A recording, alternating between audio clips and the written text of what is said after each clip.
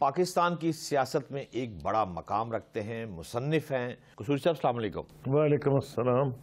قصوری صاحب، آپ 2002 سے لے کر نومبر 2007 تک وزیر خارجہ رہے، تو اس دور میں جو آپ نے دیکھا اور موجودہ سلاٹ میں جو چل رہا ہے، اس کو آپ کیسے کمپیریزن کریں گے؟ پہلا فرق تو یہ ہے کہ اس وقت کیونکہ اکانومی نسبتاً بہت بہتر تھی تو ہمیں بھاگ بھاگ کے ہاتھ نہیں پھیلانا پڑتا تھا، تو اسے آپ کمپیئر نہیں کر سکتے۔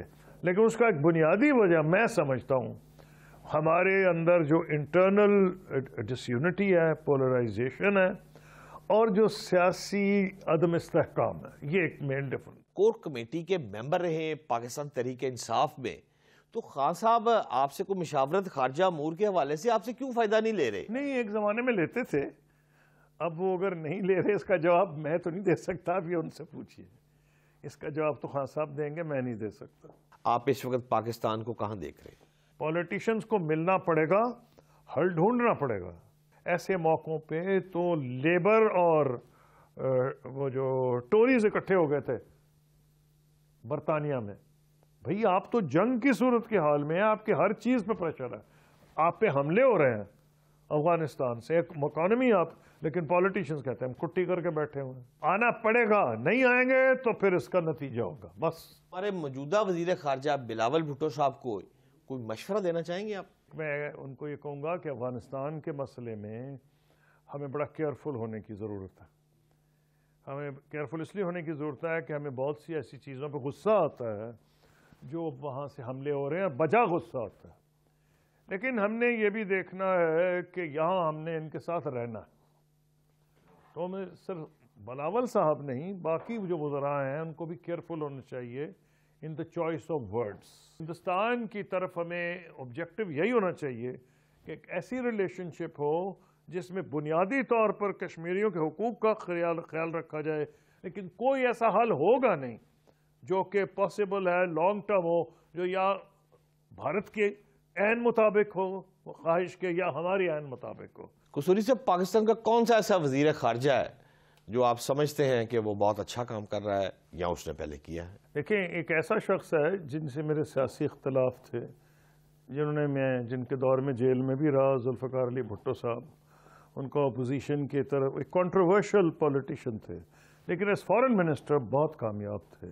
کیسے یاسین ملک کی ہیلپ ہو سکتی ہے اور اس مسئلے کا سولوشن آپ کی نگاہ میں پھر کیا ہے؟ جب کشمیریوں پر ظلم ہوتا تھا، کوئی لیڈرز اندر ہوتے تھے، چاہے یاسین ملک صاحب ہوں، میر وائس صاحب ہوں، گیلانی مرحوم صاحب ہوں، تو اس وقت بھی ظلم تو بھارت کا بڑی دیر سے جاری ہے، تو ہم اس کو ڈپلومیٹکلی اس کو زندہ رکھنا چاہیے، اور بہت جو ان کا ایک غیر انسانی سلوک ہے یاسین ملک صاحب کے ساتھ اور دیگر جو لیڈران، انہوں نے ان کو اپنی قید میں رکھا ہوا بھارت میں۔ ہم نے کشمیر کو گوا دیا ہے یا ابھی بھی کوئی معاملہ چل رہے ہیں؟ پاکستان اس وقت ہاتھ دھو بیٹھے گا جب کشمیری بھارت کے تسلط کو ایکسپٹ کر لیں گے۔ میرا کہنا یہ ہے کہ کشمیر کا ایشو کشمیریوں کی سیکریفائس کی وجہ سے زندہ ہے۔ ٹھیک ہے، ہماری ڈپلومیسی کو یہ کریڈٹ جاتا ہے کہ ہم نے اس کو زندہ رکھا ہے، تو آپ کو جواب یہ ہے کہ نہیں، کشمیر کا ایشو نہیں مر سکتا جب تک بھارت لوگوں کے دل نہ جیتے، اور دل وہ ہار چکا ہے۔ آپ کے دور میں بھی اسرائیل کے ساتھ بیک ڈور رابطے جو تھے وہ چلتے رہے، تو آپ کیا سمجھتے ہیں کہ اس وقت وہ سلسلہ برقرار رہنا چاہیے اور اس میں کوئی پیش رفت ہوئی ہے؟ جب سے پاکستان بنا ہے، ہمارے ڈپلومیٹکلی ہمارے جو سفیروں کی ہم ڈیوٹی لگا دیتے تھے مختلف ورلڈ کیپٹلز میں، ان کا رابطے تو رہتے تھے۔ اس کی وجہ یہ ہے کہ اسرائیل کو تو پہلے دن سے اندازہ ہے کہ بہت بڑا ایک مسلمان ملک ہے، پھر ہم نیوکلیئر پاور بن گئے۔ جب نہیں بھی بنے تھے تو ہمارے پائلٹس نے شام میں ان کے جہازوں کو ڈاؤن کیا تھا، گرایا تھا۔ اسرائیل شروع سے پاکستان سے تعلقات اچھے رکھنا چاہتا تھا۔ اسرائیل کے وزیر اعظم نے مجھ سے، نائب وزیر اعظم فارن منسٹر بھی تھے، انہوں نے مجھ سے پہلا سوال یہ پوچھا، اتنی دیر کیوں لگی ہے آپ کی اور ہماری میٹنگ میں، پاکستان کی اسرائیل کی؟ دوسرا تھا، آپ لوگ فلسطینیوں سے زیادہ کیوں پرو پیلسٹینین ہیں؟ یہ انہوں نے مجھ سے سوال پوچھا۔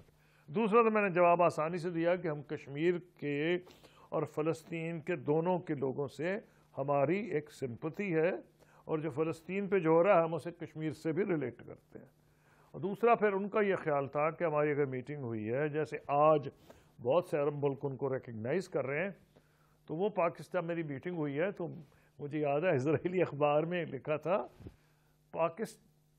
اسرائیلی deputy prime minister to meet Islamic super powers foreign minister. یہ ممکن نہیں ہے جب تک پبلک اوپینین کو نہ تیار کیا جائے۔ آپ نے جب بھارت کے ساتھ معاملات بہت اچھے چلا لیے، آپ نے بھی خود بھی فرمایا ہے، تو اس کو آنے والے جو وزیر خارجہ تھے وہ لے کر چلے نہیں۔ مودی صاحب نے جس قسم کی پالیسیز اڈاپٹ کی ہیں وہ اتنی منفی ہیں کہ اگر مسلمانوں کو گالی دینے میں ان کو ووٹ پڑتے ہیں تو وہ سمجھتے ہیں کہ بجا چیز ہے، اگر پاکستان کو گالی دینے میں ووٹ پڑتے ہیں تو وہ بھی بجا ہے۔ پاکستان چاہتا ہے اور ماضی سے بھی سیکھنا چاہتا ہے کہ ہمیں کوئی فائدہ نہیں بھارت سے کنفرنٹیشن کا۔ ہمارے جو مسائل ہیں، مثلا کشمیر کا مسئلہ ہے، کشمیر کا بھی اب چیز ثابت ہو گئی ہے کہ ایسی پالیسی ہونی چاہیے جو کشمیریوں کے بھی حق میں ہو۔